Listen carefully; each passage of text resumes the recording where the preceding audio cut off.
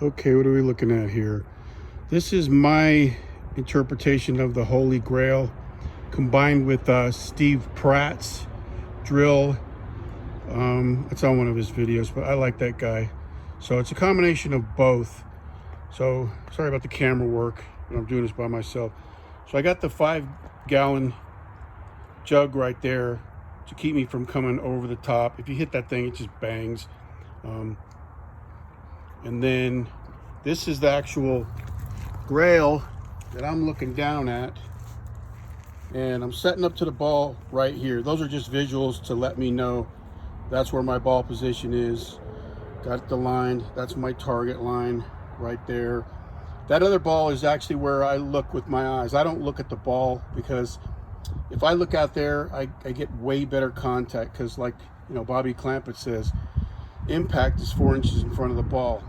All right, now this second Grail is right there because when I come through, I want to go underneath that, let the club go, and it stops a lot of things. It creates the right path. It stops early extension. Well, not completely, but you know, it really helps a lot because you got to stay down and in it to get through that with your hands.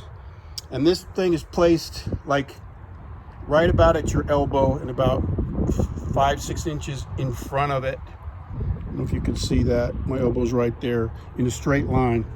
My Grail is about on my back foot, a little bit outside, and I like to visually see it. I don't want to hit it. I have one I can hit, but I like this better. So I come from the inside and I'm visually trying to like pound that sucker down. Not hard. I don't know. I'm trying to experiment on how much pressure I have to put. But this thing, I'm working on motor patterns. So I'm not really hitting the ball yet. I just want to ingrain that feeling. And I'm kind of leaning towards Mike Austin's swing. I think I got all my setup issues cured. And that's it. So I made these Grails myself. And all the credit goes to Overhand Golf, because it was his idea, completely his idea. I just like to make stuff. So you guys all know his channel anyway, Overhand Golf. The dude's a genius.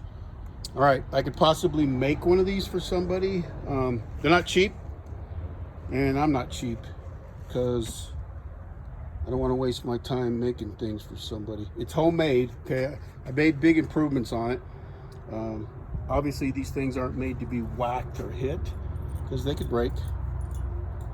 And I think that's it.